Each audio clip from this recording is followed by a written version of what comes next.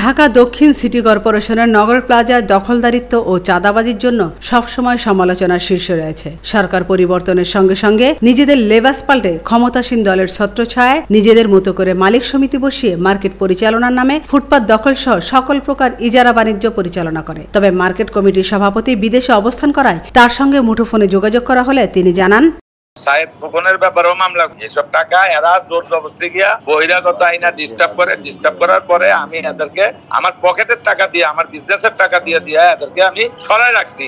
আর ওইখানে যারা আপাতত চাঁদা চলতেছে এই আউয়ালের গ্রুপই এরা বহিরাগত ভাবে চাঁদা নিতেছে এবং বিএমপির লোক, জামাতের লোক, অন্য লোক মিশ্রিত করে নাম বিক্রি করতেছে। আর ওই ছেলেটা আমার নাম বিক্রি করে, ওর নাম হইল রাজু।